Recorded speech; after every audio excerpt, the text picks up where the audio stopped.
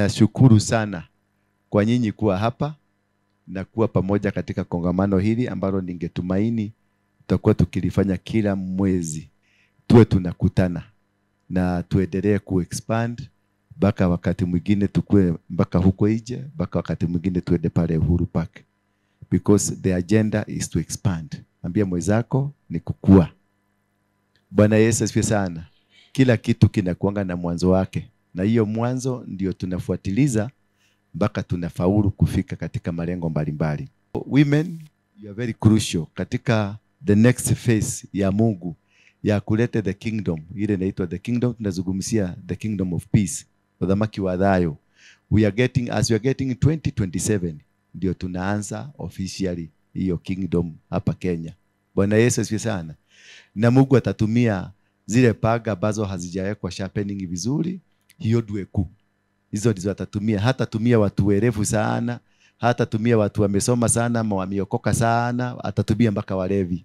Kwa hivyo mkiona mlevi amekuja hapa na anasema nataka kuongea na nyinyi, msiseme ameanguka, mwachia aongee, maana hakuna kitu iko ndani. Ukiona hata mgoroki akikuja hapa hana nguo, funika tu hiyo uchi yake, wacha aseme, maana God will use different manner of people, watu ambao hamtawatarajia sana, ndio Mungu atafanya. Mwaka huu tunaingia wa 2027. Hawa ndio watakuja ku-arise. Sema ku-arise. Na ndio naona hapa wameandika arise and shine, for the light is come and the glory risen upon you. Bwana Yesu asifiwe sana. May the glory of God rise up. May the glory of God rise upon you. Amen. May you arise to your purpose. Leo nataka kuzungumzia mama ambaye amevujika moyo. Sema mama mwenye amevujika moyo. Mama ambaye ni wanaitwa yatima ama wanaitwa nini? Wajane. Lakini kuna kuwaga na mama mjane kweli dunia hii? Mama mjane anakuwaga wa miaka gapi? Hapana, uogo. 60 naonaga bado akivugia mtu jicho. Mama wa 60 hawezi kulala njaa kama kuna mtu hapo nje ako na kitu. Si ndio? Unataka kuniambia mama wa 60 na hapo nje hakuna, kwa nyumba hakuna chakula na kuna kimzee pale kinaweza kupatiana chakula. Mama wa 60 atawachilia hiyo chakula iende? Kwa hivyo mjane si wa 60, tupande 70. Mama wa 70 anaweza kuachilia kweli? Yeah? Hawezi. Mama wa 70 hapana. Mama ambaye naweza kusema ni mjane kamili ni mama wa 80. Lakini mama wa 80 kurudi chini bado ni wachagamufu, bado ni wasichana. Bwana Yesu asifiwe sana. Hawezi kukosa kimzee kinakuja kinasema maito na kamotaroka kane kale noda. Yakwenda kadikadiko. Bwana Yesu asifiwe sana. Hallelujah. It is nature. Mimi naonaga shosho mwingine hapa rafiki yangu. Nikamuuliza uko na mtu? Akaniambia niko na mtu. Na ako na mwaka 81. Sasa nataka kuniambia mtu wa 79 anaweza kosa mtu. Kwa hivyo mjane mkianza kuongea mambo ya wajane, anza 80 kwenda juu. Lakini hawa wengine yote hakuna mjane. Kama uko na mtu kimseki kinakuzungumziaga, wewe si mjane. Wewe ni mtu, uko na mtu, and you have an opportunity to have everything that you want. Hallelujah. Kwa hivyo sitaki kuzungumzia hiyo sana kwa sababu nimeanza kuangalia wengine mnaniangalia na macho baya. Hata mimi ujuage mimi ni mjane, wewe si mjane. Hapa sioni mjane hata mmoja. Hapa hakuna mjane. Lakini ni mjane kwa sababu anatuambia Bwana alikufa. Huyu alikufa kulikuja mwingine. Mjane ni yule bwana yake alipokufa mpaka saa hii ako virgin. Bwana akiwa biguni anachugulia anasema bibi ni venye nilimuacha. Kuna mmoja hapa anaweza kuchuguliwa hivi na Bwana aseme hivyo ndivyo niliwacha bibi yangu? Eh? Hakuna.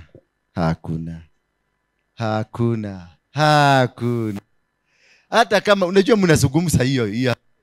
Mimi sizungumzi pale. Kuna mtu alikuja akakununulia uga. Akakuta huko jaa. Akakupatia 200 ukanunua uga. Somebody came and care of you. Mjane ni ule Mungu anashughulikiaga peke yake. Bwana Yesu asifiwe sana. Kuna kimwanaume kilikuja hapa kikasema, Mama Luku, akachukua hii 500 ende ukapikia watoto. Ama ukakuja hapa, wale wanakujaga hapa, si wanakujaga hapa na wapatia uga. Sasa mnataka kusema nyinyi wajane, mkibeba uga ni Mungu amewapatia ama ni mimi? Si ni mimi. Na mnaenda mkisema apostle chane mwega muno. Huyu apostle ni mzuri sana. Bwana Yesu asifiwe sana. Mkono wa binadamu, mahali mkono wa binadamu umehusika katika maisha yako, umeondoka kwenye mkono wa Mungu. Bwana Yesu asifiwe sana.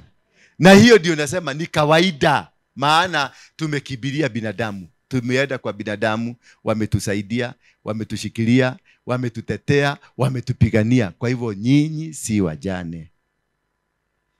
Poleni. Poleni sana. Mumepoa? Sasa tuanze safari ya mama wa kawaida mwenye venye anastahili kukaa na venye anastahili kukua na kuitwa. Sasa wewe unasema bwana yako alikufa. Bwana akikufa, Biblia inasema kitu mbili inaweza kufanya uoe mwanamke mwingine. Kulikuwa na tendo ambalo lilifanyika la usherati ama kifo. Si ndio? These are the two things that can separate you from your wife or your husband. Ndio uende upate mwanamume mwingine. Sasa kama bwana alikufa, nani amekuzuia kupata mtu mwingine? Biblia inakukubalisha. Labda bwana yako na yeye alitoka nje akaenda nje hivyo, na kama wewe ulitoka nje na ukakamatwa, bwana ako na ruhusa ya kwenda kupata mtu mwingine? Sasa usiende kufuga maombi, maana nyinyi mnaendaga kufuga mtu. Kama mimi kuna wakati niliwachana na mtu akaenda kunifuga, na akasema, Baba, katika jina la Yesu Kristo ninakamata anga yake. Nina apply maombi ya Abrahamu na Sara, wakati Sara alipatiana kama daughter. Ni kama daughter ama ni kama sister? Kama sister. Naye mudhamaki alipoenda kujaribu, mudhamaki trakte kazima. Hiyo ni maombi wanatuombea hapa. Tunaombea kwa hapa. Bwana Yesu asifiwe sana. Wana apply wanasema katika jina la Yesu. Kile kitendo kilitendeka kwa Sara, na mimi kitendekea huyu mtu. Atakapoenda kule, shughuli yote ikwame.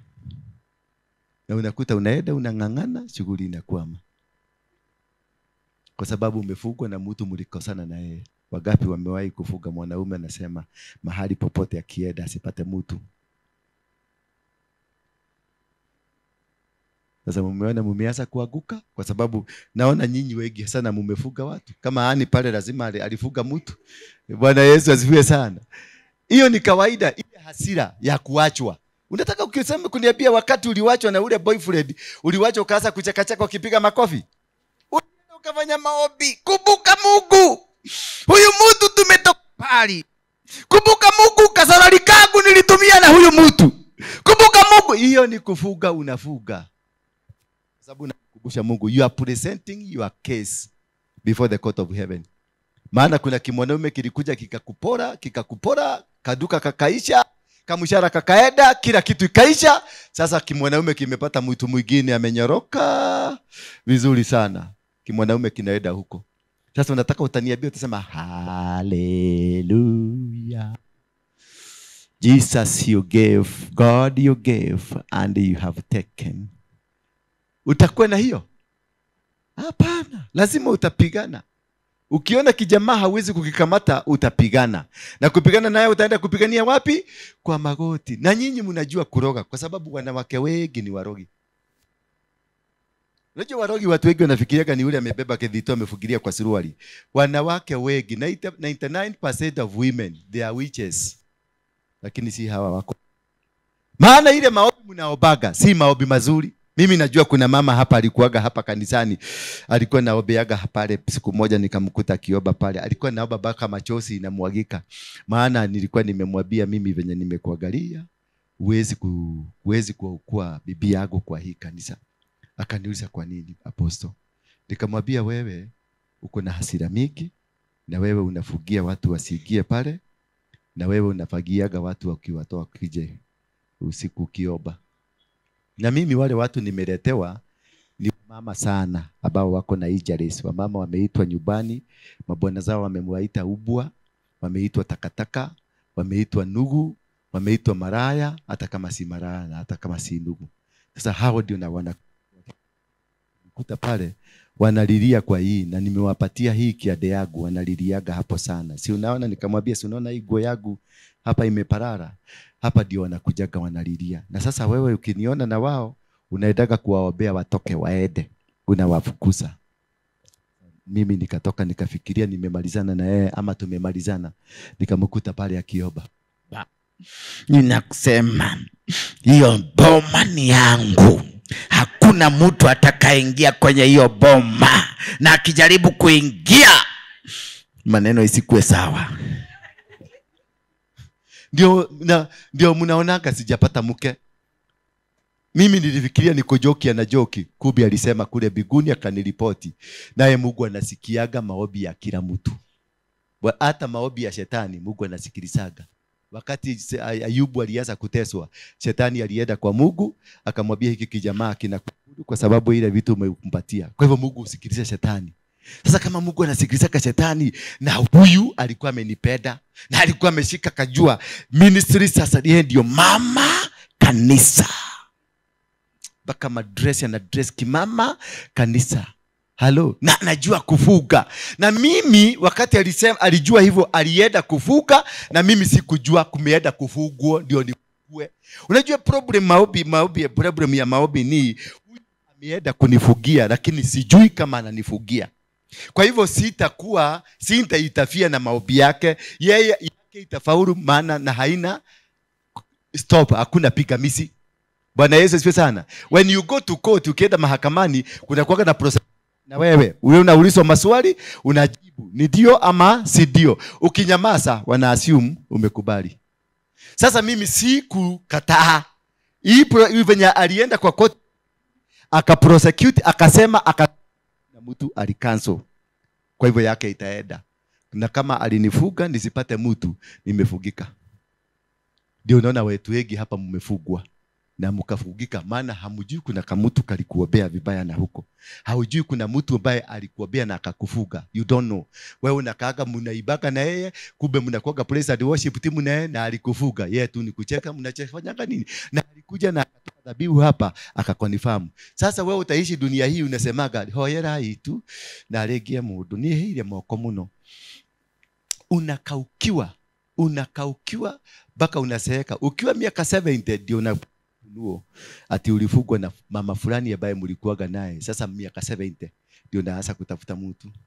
Sasa katika miaka 70 unatafuta mtu ya unasemaga Mungu nipatie ile kitu yoyote unaweza kunipatia.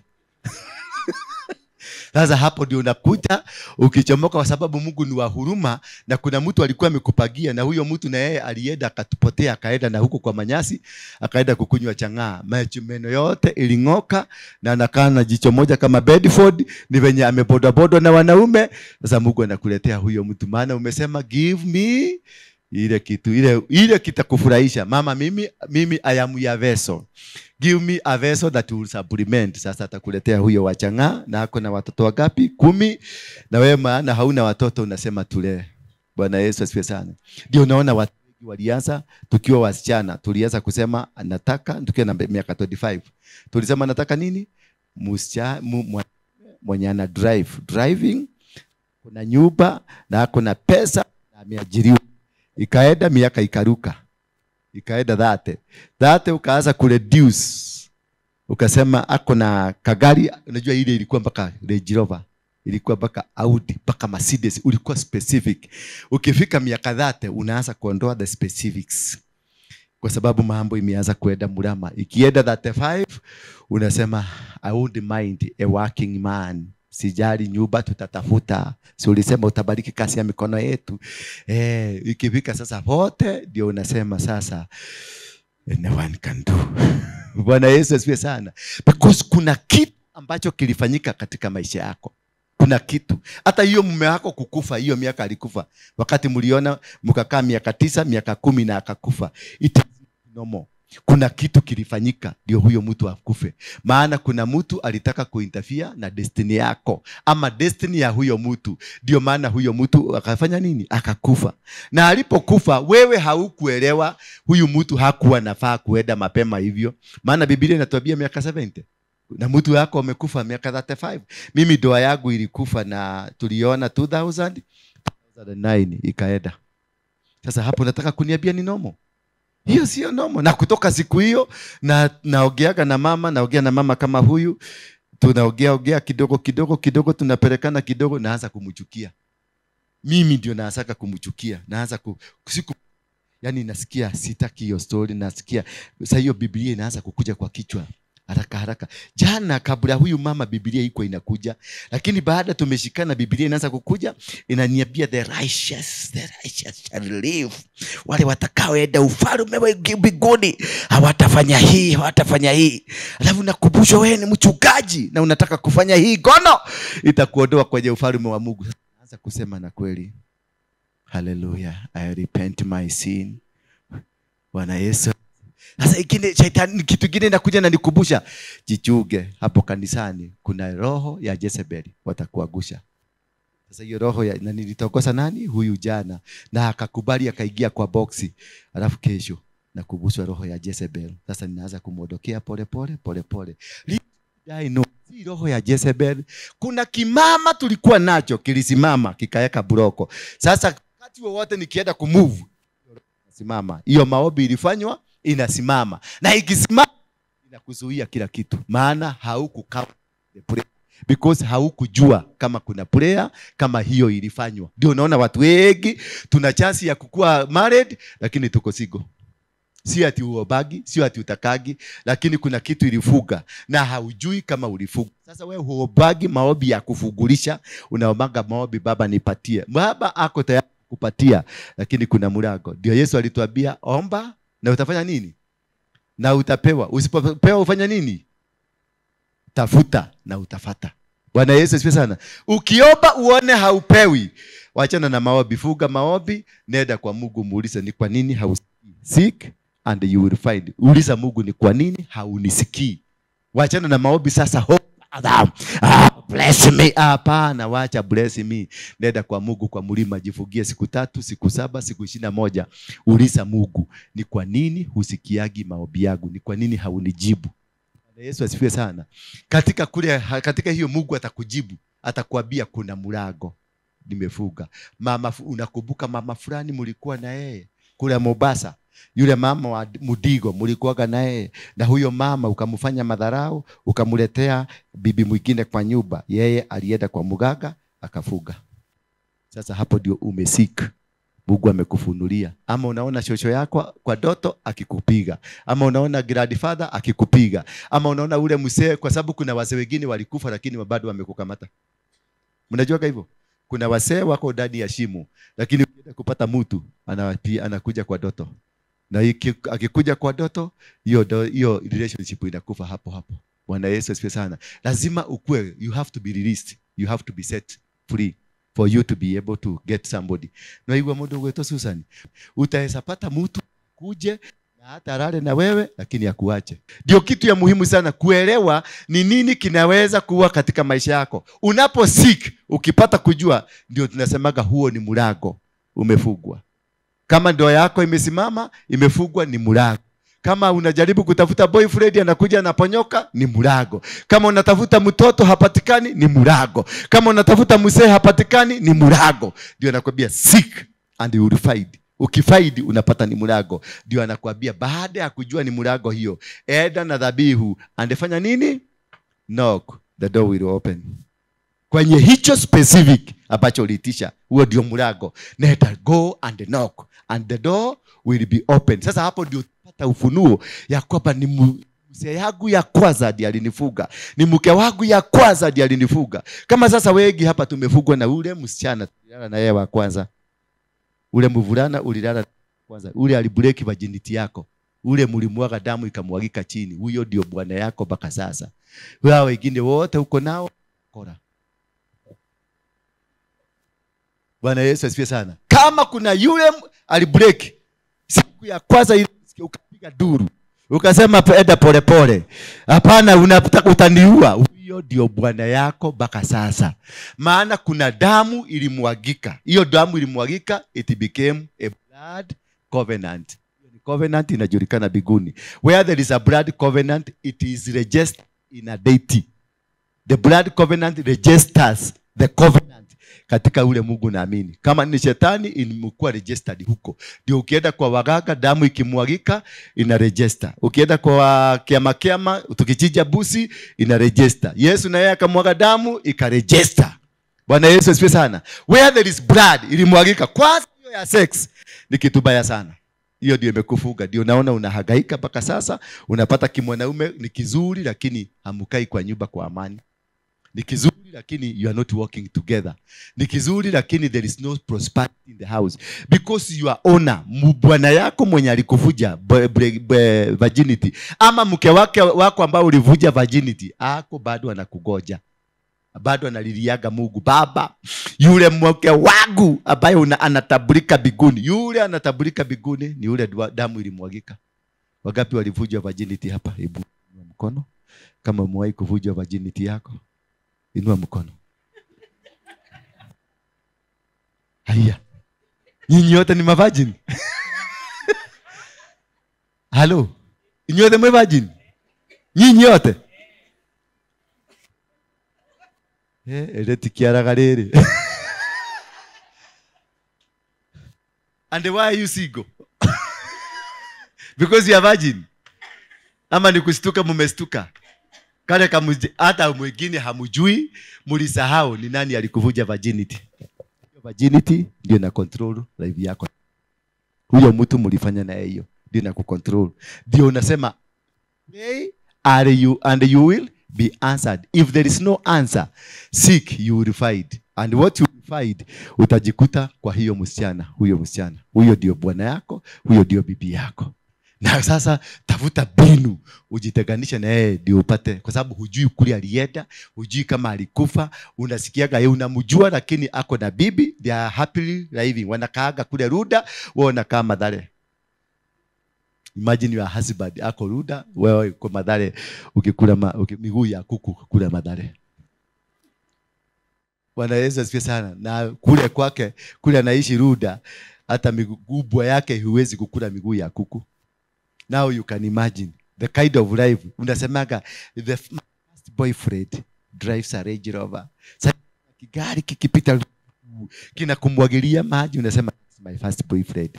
Yes, because there is a connection. Inakumbusha yeye anakumbushwa, mke yako hapo na wewe unakumbushwa. You are connected. Ndio unapata maombi yako always you are crying. Why? Because kuna tag ya damu ilimwagika, ikamwagika kwa mchaga, na hiyo damu inalilia Mungu.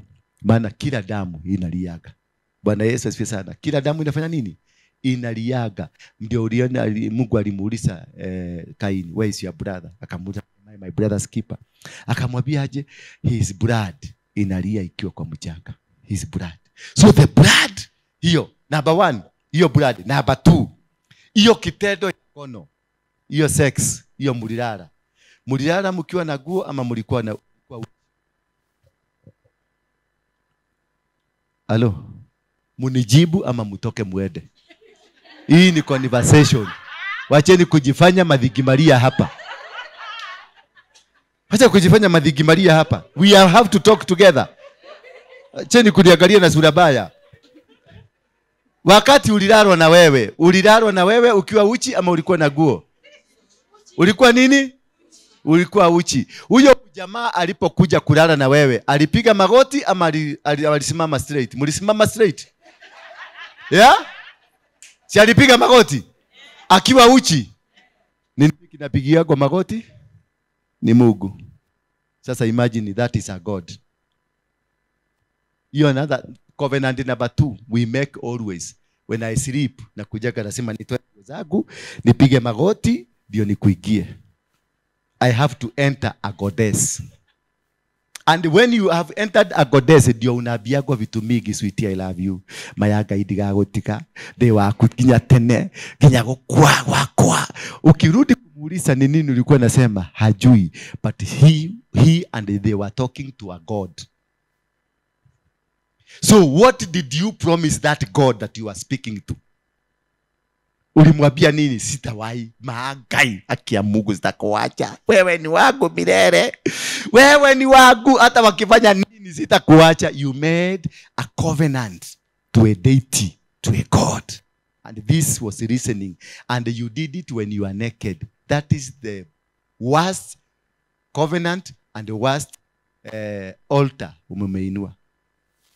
Wakati tunakula kiapo tukiwa kwenye dunia ile ingine ya Mugeke, wale watu wazee wanajua mambo ya kiapo. Wewe ukulagi kiapo ukiwa na nguo, unakulaga kiapo ukiwa uchi. Hiyo ya tradition ya Wakikuyu ya Maumau. Hawezi kukula kiapo ukiwa na nguo. Unatolewa nguo zote, alafu inashikanishwa nyama ya busi, ni si nyama ya mtu, ni nyama ya busi. Ya mgogo kuna kuwaka kanyama kanakaa kama kaba hivi. Haiko kakaba hiyo sasa wanatengeneza kitu gosi, wanakufugilia kwa sehemu yako ya siri. Huko nafugilia hivi, alafu hiyo nyama unaiweka kwa mdomo ukikula.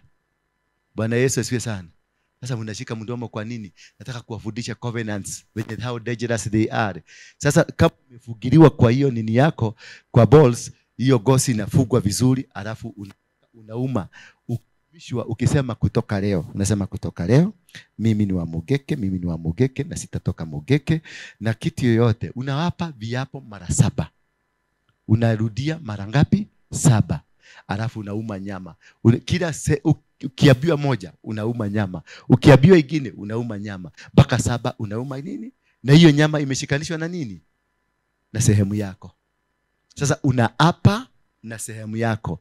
Maana sehemu za siri ni covenant ambayo inatumika kwa shetani na kwa Mungu at the same time.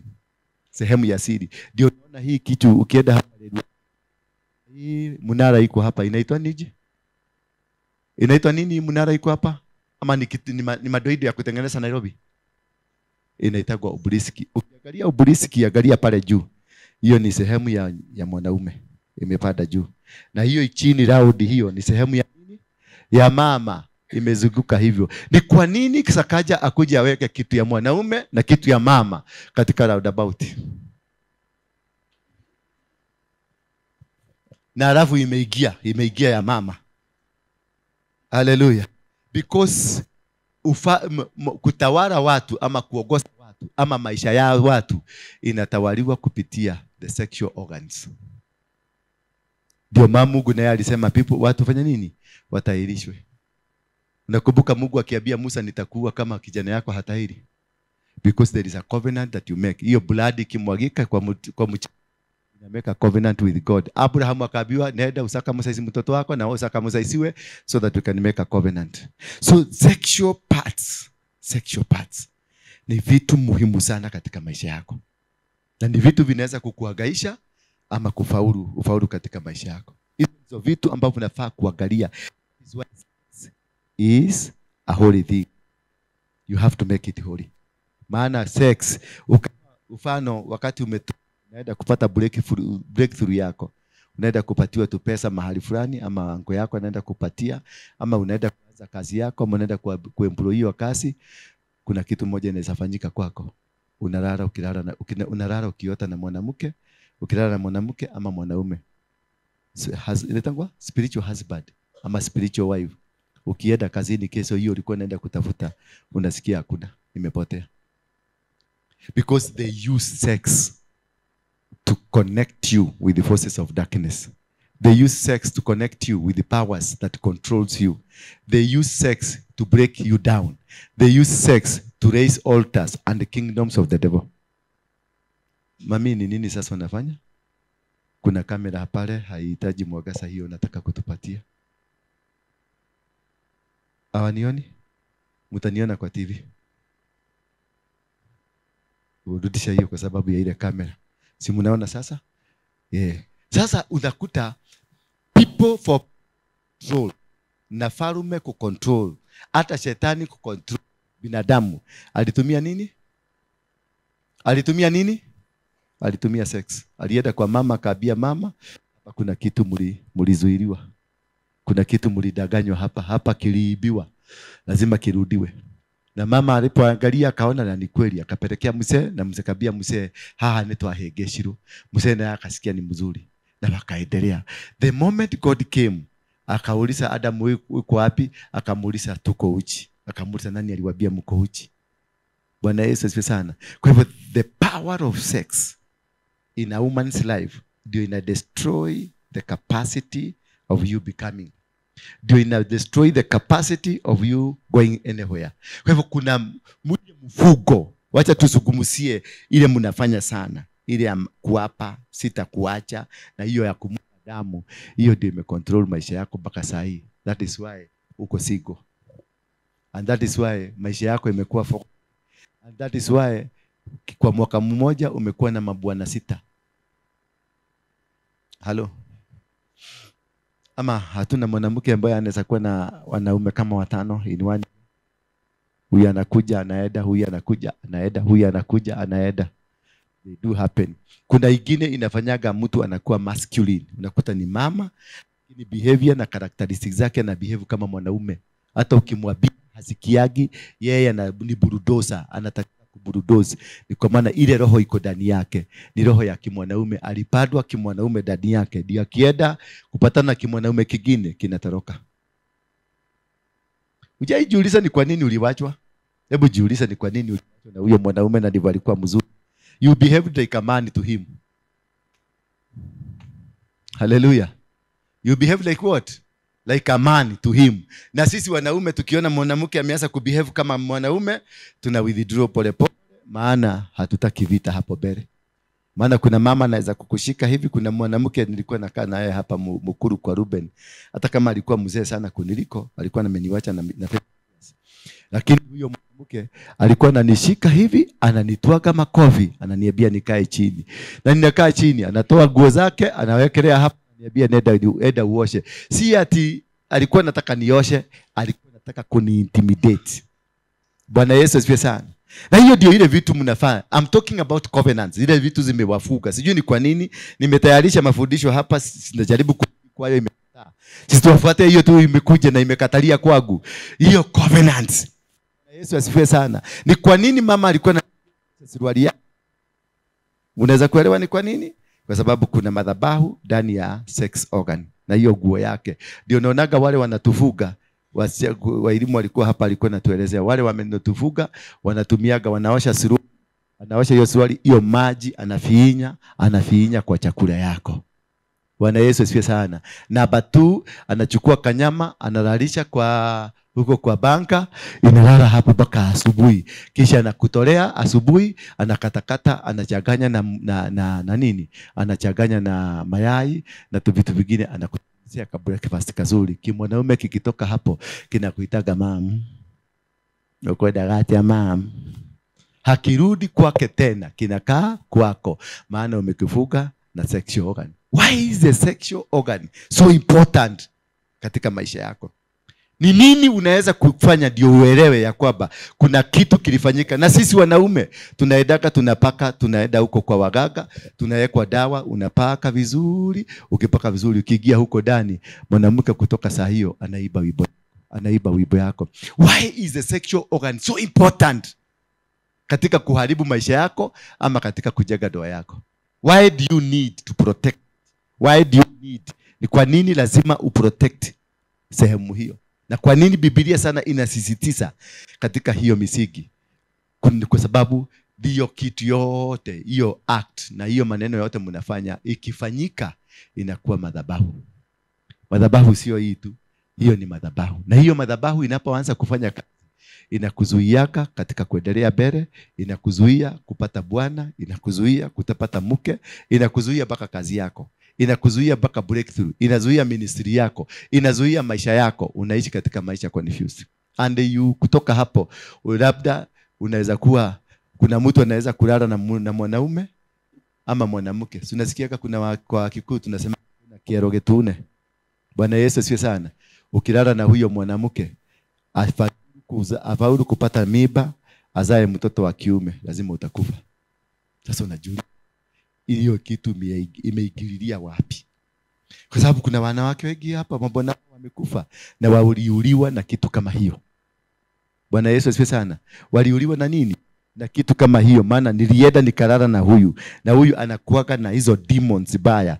Alafu nikaenda, huyu ndio mke wangu, nikapelekea mke wangu. Nilipoenda kupelekea mke wangu, ugonjwa ikaanza kuingia kwa mke wangu. Ugonjwa haieleweki. Mnaona tu mama anagoja kaka, amepelekwa hospitali, amefanyiwa mambo mingi ya kusaidiwa, lakini amefanyiwa mpaka maombi, lakini ifanyiki. Kwa sababu kuna madhabahu fulani ilikuwa transferred kutoka kwa mtu wa kishetani. Tuseme sasa na nikutumie Susan na usikie vibaya. Susan ni muabudu wa shetani. Na ile njia anaweza kunishika nayo ni tunasimama kwa nini?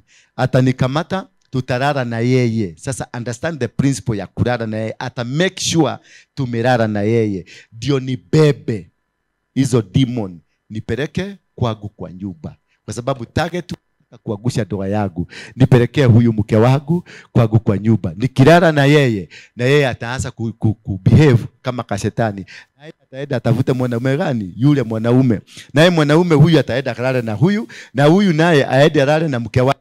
Mke wake hiyo demon imemwikia, ataenda kwa hiyo. Sasa ina chain, kitu kinasababisha from one angle to another angle. Unapata misfortunes after misfortunes, unapata hiyo kabuni yote imeanguka chini. Kwa sababu ya mtu mmoja aliyetumwa. Ndio unaonaga tunakuaga wakali sana. Ule mama anaingia pale na aleta kiti hapo nje, hapo faragani. Maana kule ndani, mimi hata kama ni apostle, kule ndani I'm still a human being. Kule ndani. Sasa mrembo kama huyu akiingia pale, aingia amevaa kaguo kamefika hapa, na wanaume tunapendaka kuona. Halo.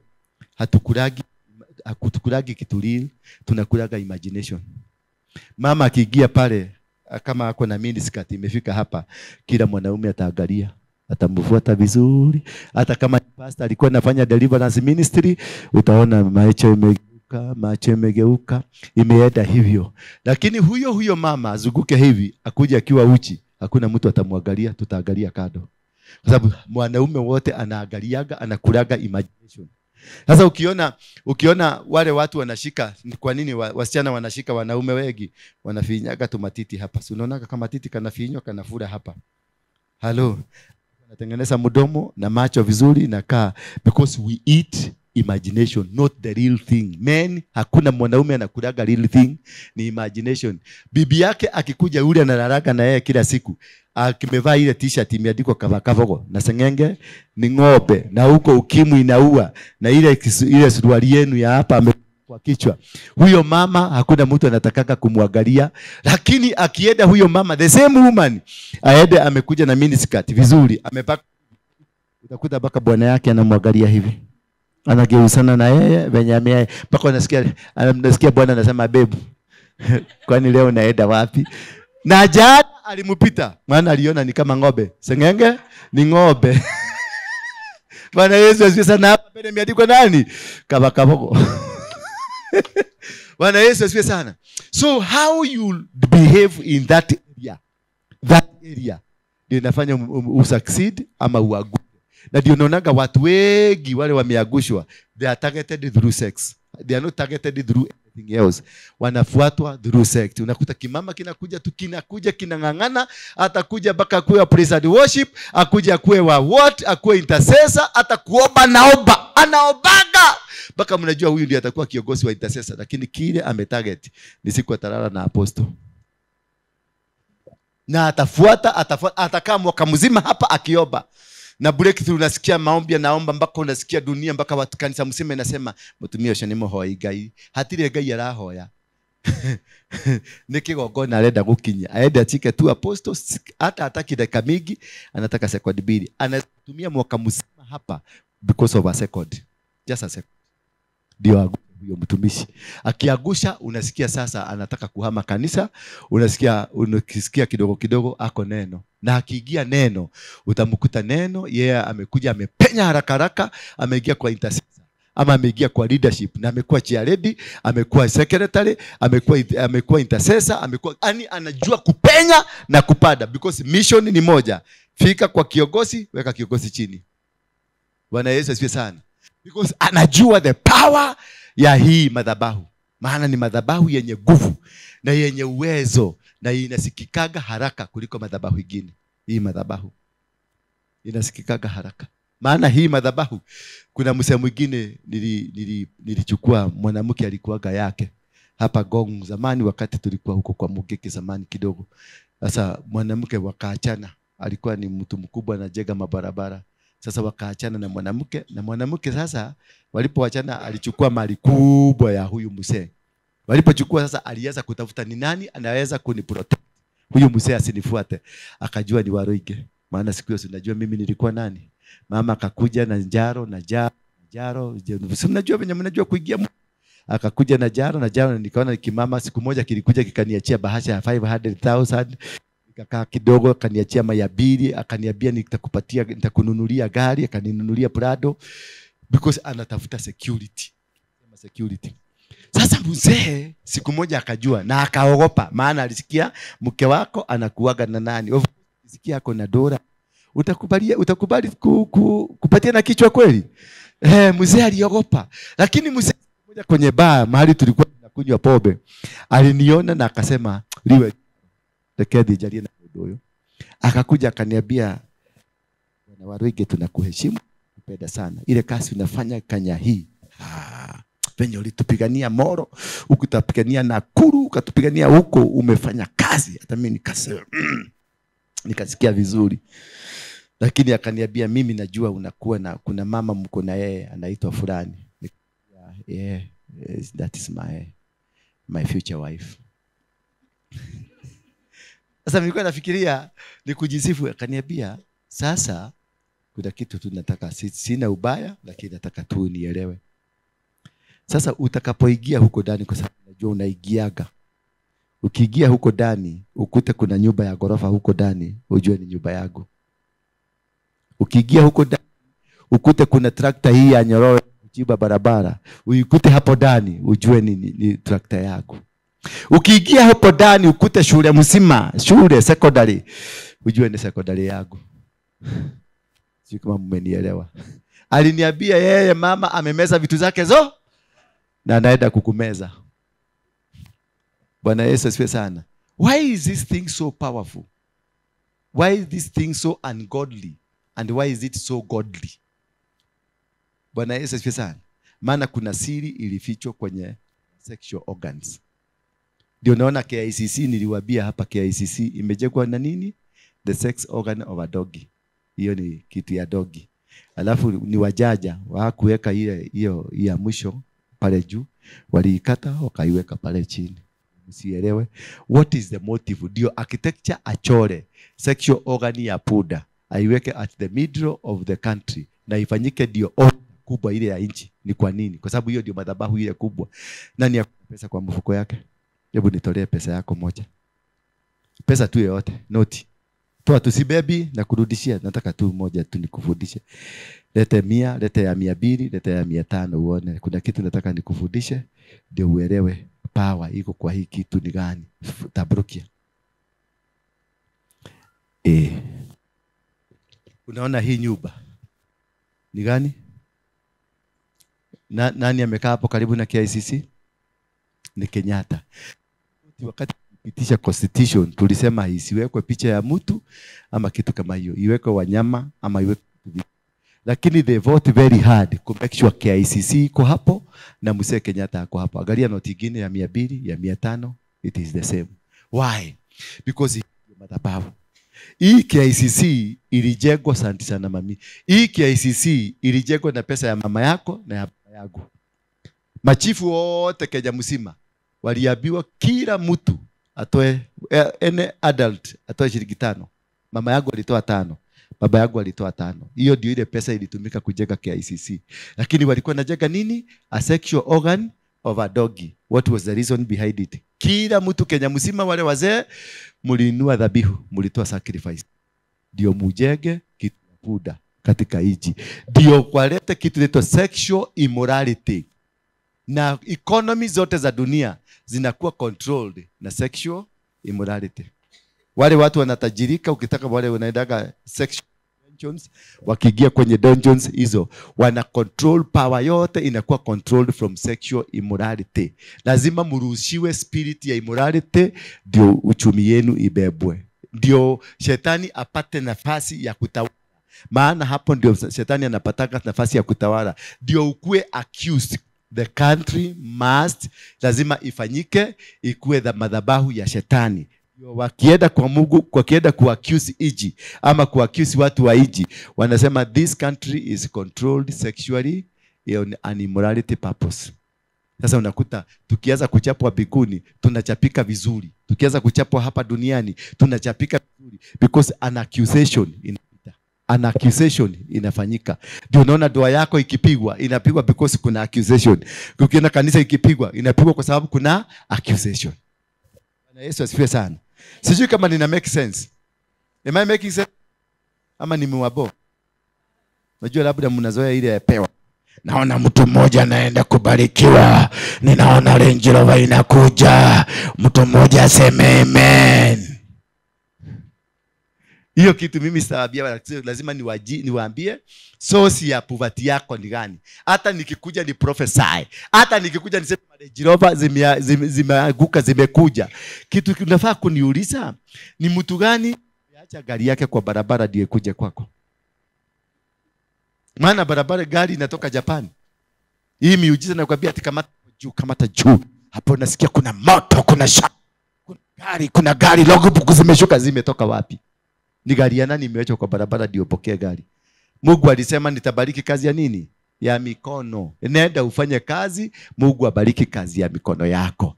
Na miguu anasema kamwambia Joshua, mahali popote utakanyagisha miguu yako utamiliki. Nenda, amuka, arise, utembee. Mahali utakanyagisha miguu yako kuna neema ya Mungu itashuka. Na akamwambia Jeremiah, nimetoa maneno yote yako ya kusema wewe si ujui, nimekuweka maneno ingine. So your mouth, mahali utaenda, neno nitakuweka ndani yako useme. So the mouth is used for prophesying. Prophesy kwa maisha yako, zungumzia maisha yako maneno mazuri, alafu tembea, alafu fanya kazi. Hiyo ndio baraka ya Mungu inakuja. Hizi zingine wachana nazo. Miracle. So God sometimes before God blesses you, he prepares you.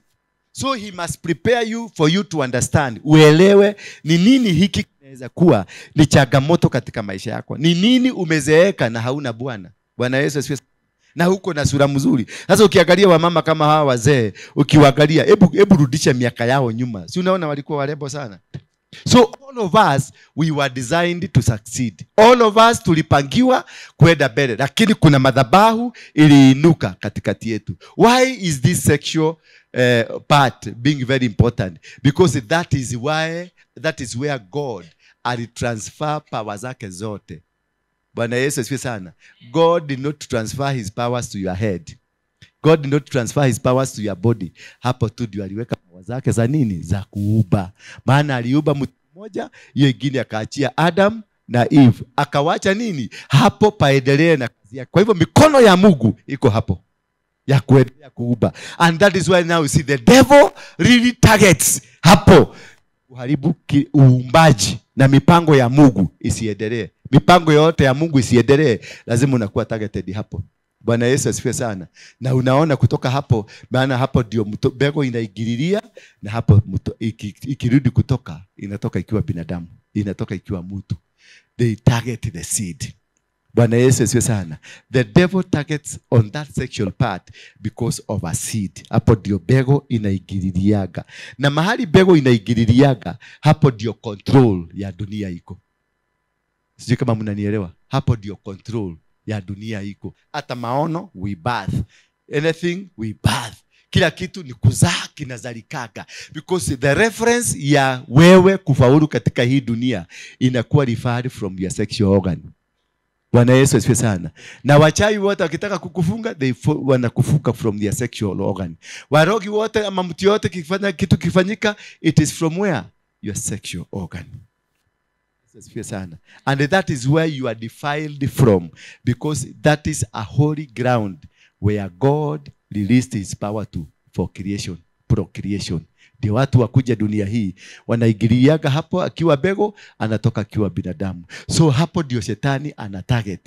Ndio amefanya hapo pamekuwa mahali pabaya, amepaharibu, amedefile, ndio msiendelee kufanya. Kwa hivyo kufanikiwa kwako kote is grounded there. Sijui kama tumemake sense mpaka hapo. Mmenielewa? So what am I saying?